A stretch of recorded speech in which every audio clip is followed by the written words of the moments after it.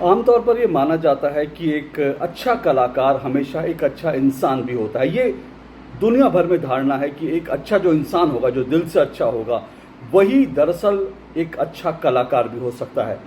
लेकिन बॉलीवुड के actor, director Farhan Akhtar ने इस धारणा को पूरी तरह से ध्वस्त कर दिया है। इसमें कोई दो राय नहीं कि फरहान अख्तर एक बहुत बेहतरीन अभिनेता हैं, लेकिन फरहान अख्तर एक अच्छे इंसान कतई नहीं हैं। ऐसा उन्होंने एक बार नहीं, बार बार साबित किया है। अभी जो उन्होंने रिसेंटली जो नुपुर शर्मा को लेकर जो कंट्रोवर्सी हुई, उसको लेकर भी उन्होंने जो ट्वीट किया है, वो भी ये दिखाता है कि फरहान अख्तर न केवल अच्छे इंसान नहीं हैं, बल्कि उनके अंदर एक जिहादी पल रहा है। नमस्कार, मैं हूं अशोक श्रीवास्तव और आप देख रहे हैं मेरा यूट्यूब चैनल अशोक श्रीवास्तव का वार, गद्दारों पर प्रहार। और आज अपने इस वीडियो में मैं आपको बताऊंगा कि कैसे फरहान अख्तर के अंदर एक जिहादी पल रहा है।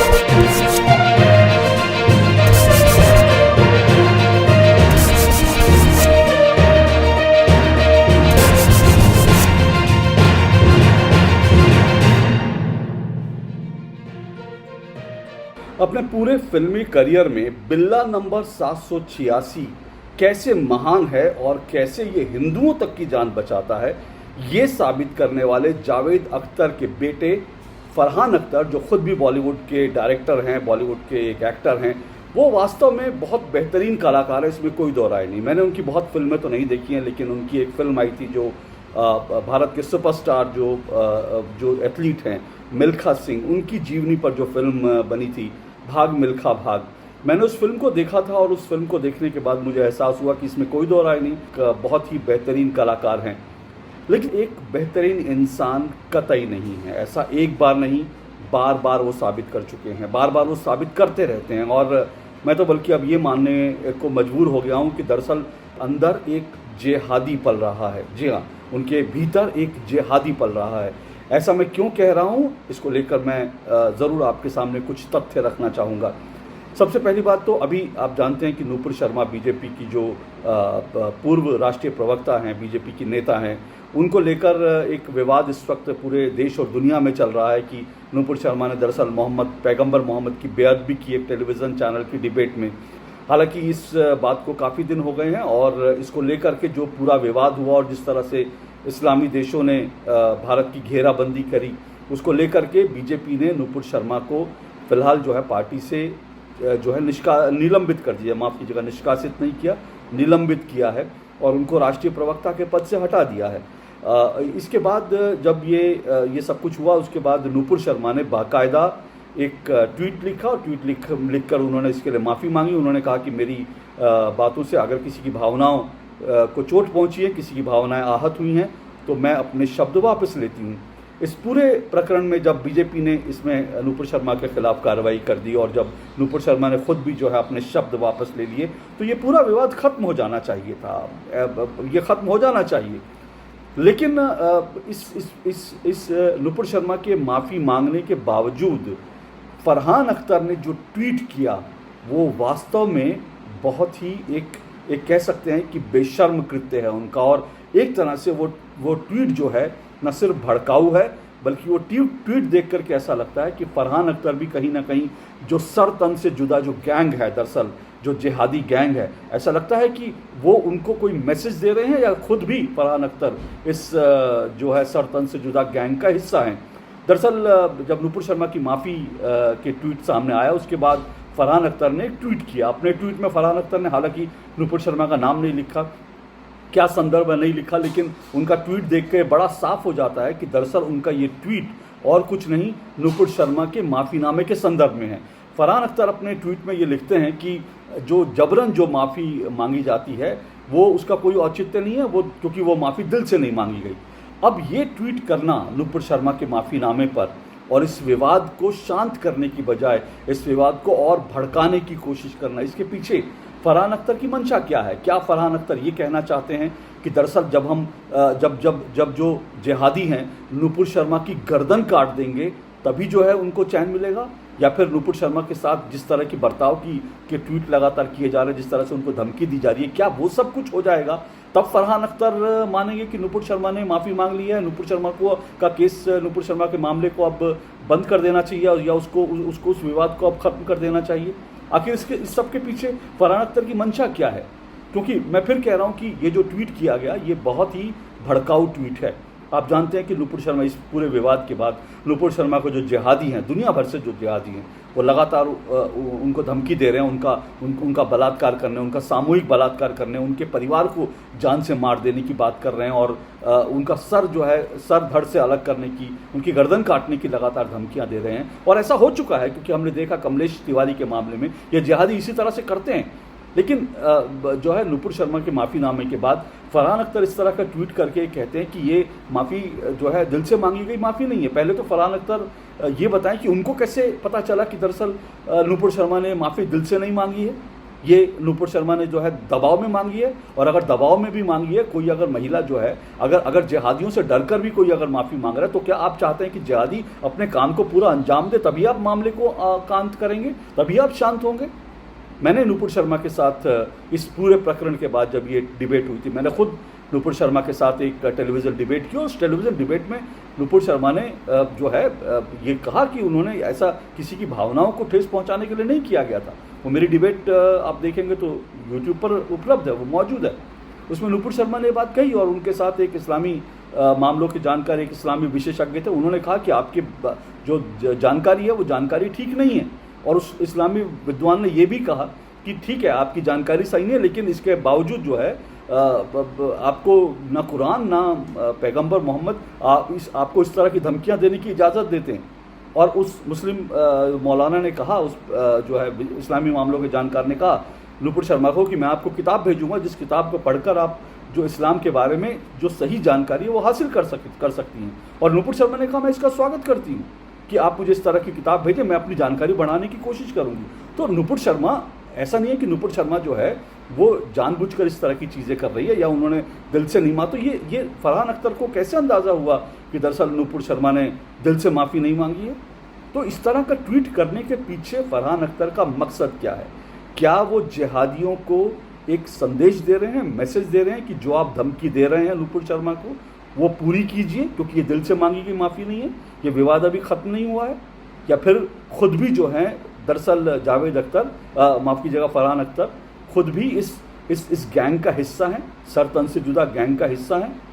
और फरहान अख्तर ऐसा पहली बार नहीं कर रहे हैं, उनका ट्रैक रिकॉर्ड उठाकर देखिए, वो लगातार इस तरह की हरकतें करते हैं। उन्होंने नुपुर शर्मा को बलात्कार करने की जो धमकियां मिल रही थी, नुपुर शर्मा को उनके परिवार को जान से मारने की, उनका सर धड़ से अलग करने की जो धमकियां मिल रही थी, उसके संदर्भ में फरहान अख्तर ने एक शब्द नहीं कहा, एक उन्होंने ट्वीट नहीं किया। और सिर्फ फरहान अख्तर नहीं, ये जो बॉलीवुड की जो बड़ी सेलिब्रिटी है, जो बड़ा सहिष्णुता की, सेकुलरिज्म की बात करती है और ये जो गंगा जमुना संस्कृति की, तहजीब की बात करती है, जो महिला अधिकारों की बात करती है, जो बलात्कार को लेकर प्ले कार्ड लेके खड़ी हो जाती है पूरी सेलिब्रिटी की जो सेलिब्रिटी इंडस्ट्री है, इनमें से किसी ने भी नुपुर शर्मा को बलात्कार की धमकियां, उनको कत्ल करने, उनका सर कलम से करने को लेकर किसी ने भी इसका विरोध नहीं किया, किसी ने इसके खिलाफ एक शब्द नहीं बोला। और फरहान अख्तर उनमें से एक है। वो आमतौर पर आप अगर उनके सोशल मीडिया हैंडल देखेंगे तो आमतौर पर वो राजनीतिक टिप्पणियां करते नहीं हैं। आमतौर पर वो फिल्म के बारे में इस तरह की बातें करते हैं या दूसरी बातें करते हैं, लेकिन कुछ खास मामलों में वो राजनीतिक टिप्पणियां ज़रूर करते हैं। जैसे आप देखेंगे तो उन्होंने जम्मू कश्मीर में हिंदुओं की हत्याओं पर कुछ नहीं बोला, कश्मीर फाइल फिल्म को लेकर कुछ नहीं बोला, दिल्ली में जहांगीरपुरी से लेकर के जो है और जगह पे दंगे हुए, हिंदुओं की शोभा यात्राओं पर हमले हुए, हनुमान जो है जयंती और रामनवमी के जुलूस पर जो जिहादियों ने हमले किए, उन सब को लेकर उन्होंने कुछ नहीं बोला। लेकिन नुपुर शर्मा के विवाद में उन्होंने जो है एक तरह से ये भड़काऊ ट्वीट ज़रूर किया। क्या मतलब है इसका? क्या आप दिखाना चाहते हैं? आपको अगर इतने ही आप अगर पॉलिटिकली या सोशली इतने एक्टिव हैं तो फिर कश्मीर में जो हिंदू मारे जा रहे हैं उन पर आप क्यों नहीं बोलते? दिल्ली में जो जिहादियों ने जिस तरह से हनुमान जयंती पर हमला किया, नववर्ष पर, हिंदू नववर्ष पर जो की शोभा यात्रा पर जो हमला किया उसके खिलाफ आप क्यों नहीं बोले? कश्मीर में हिंदुओं की हत्याओं पर क्यों नहीं बोले? पाकिस्तान जिस तरह से कश्मीर पर एजेंडा चलाता है उस पर क्यों नहीं बोले? इन सब पर फरहान अख्तर नहीं बोलते, लेकिन वो बोलते हैं। और वो किस पर बोलते हैं? उन्होंने आखिरी बार जो एक बड़े राजनीतिक मुद्दे पर जो टिप्पणी की थी वो मुद्दा था नागरिकता संशोधन कानून यानी सीए का उन्होंने जमकर विरोध किया था। और न सिर्फ विरोध किया था बल्कि उनका एक ट्वीट इस मामले में भी बड़ा भड़काऊ था। उन्होंने पहले तो सीए के खिलाफ सोशल मीडिया पर लिखते रहे नागरिकता संशोधन कानून पर, और उसके बाद एक दिन उन्होंने लिखा कि अब सिर्फ सोशल मीडिया पर लिखने से नहीं चलेगा। इसके मायने क्या है? क्या कहना चाहते थे कि लिखने से नहीं चलेगा, सोशल मीडिया पे आवाज़ उठाने से नहीं चलेगा, तो क्या करने से चलेगा? दंगे करने से चलेगा? लोगों की सड़क पर निकलकर आत्महत्याएं करने से चलेगा? सड़क पर जो है आगजनी करने से चलेगा? क्या कहना चाह रहे थे? उसके बाद वो निकले फरहान अख्तर और उन्होंने आज़ाद मैदान में, मुंबई के आज़ाद मैदान में नागरिकता संशोधन कानून के खिलाफ बाकायदा एक विरोध प्रदर्शन में भी हिस्सा लिया। लेकिन जब उन्होंने ये ट्वीट किया और कहा कि अब आवाज़ उठाने से नहीं चलेगा, तो एक व्यक्ति ने फरहान अख्तर को ट्वीट करके कहा कि आपके जो हम मजहबी लोग हैं वो सड़कों पर निकल के इस देश की, भारत की संपत्ति को जला रहे हैं, उनसे कहिए कि इस तरह की हरकतें ना करें। तो फरहान अख्तर ने एक बार नहीं कहा कि हाँ इस तरह से देश की संपत्ति को जलाना, नुकसान पहुंचाना गलत है। एक बार उन्होंने नहीं कहा, बल्कि जिस व्यक्ति ने फरहान अख्तर को ट्वीट किया था उसको जवाब देते हुए फरहान अख्तर ने लिखा कि मैं डेविड धवन को कहूँगा कि आपके ऊपर एक फिल्म बनाए, और फिल्म बनाए कट्टर नंबर 1। यानी कि जो व्यक्ति ये कह रहा है कि देश की संपत्ति को ना जलाया जाए वो कट्टर है, लेकिन फरहान अख्तर बड़े उदारवादी हैं जो ये कहते हैं कि अब घर पे बैठने से नहीं चलेगा, सोशल मीडिया पे आवाज़ उठाने से नहीं चलेगा। और सबसे बड़ी बात इस मामले में जो 2 बिंदु हैं वो मैं आपको बताने जा रहा हूँ। पहला बिंदु ये कि जब सीए के खिलाफ ये आंदोलन करने के लिए उतरे, आज़ाद मैदान में गए, तो पत्रकारों ने इनसे सीए पर कई सवाल पूछे, और इनकी जानकारी, फरहान अख्तर की जानकारी सीए को लेकर नीलबटा सन्नाटा थी। वो दरअसल जानते भी नहीं थे पूरी तरह से कि ये सीए नागरिकता संशोधन कानून है क्या। जब पत्रकारों ने उनसे पूछा तो उन्होंने कहा कि इसको देख करके ऐसा लगता है कि हाँ इसमें कुछ भविष्य में गड़बड़ हो सकती है। अरे भविष्य में गड़बड़ हो सकती है आपको देख करके लगा? आपने कानून पढ़ा नहीं, जाना नहीं, समझा नहीं, और आप सिर्फ इसलिए क्योंकि कुछ जिहादी भारत विरोधी ताकतें सड़कों पर आ गई और आप भी भारत के खिलाफ इस अभियान में कूद पड़े, बिना इसको पढ़े, बिना इसको जाने। तो ये फरहान अख्तर की स्थिति थी। और इससे भी बड़ी बात, इस पूरे मामले को लेकर फरहान अख्तर ने जो एक ट्वीट किया था, उस ट्वीट में जो नक्शा था, उस नक्शे में फरहान अख्तर का ट्वीट और भारत का नक्शा, उस नक्शे में कश्मीर भारत का हिस्सा नहीं था। जी हाँ, इससे बड़ा दुर्भाग्यपूर्ण, शर्मनाक क्या हो सकता है कि फरहान अख्तर के ट्वीट में कश्मीर भारत का हिस्सा नहीं दिखाया गया। हालांकि बाद में फरहान अख्तर ने इसको लेकर माफ़ी मांगी कि हाँ ये मेरे से गलती हो गई, लेकिन बड़ी बात यह है कि आखिर फरहान अख्तर ने इतनी बड़ी चूक कैसे कर दी?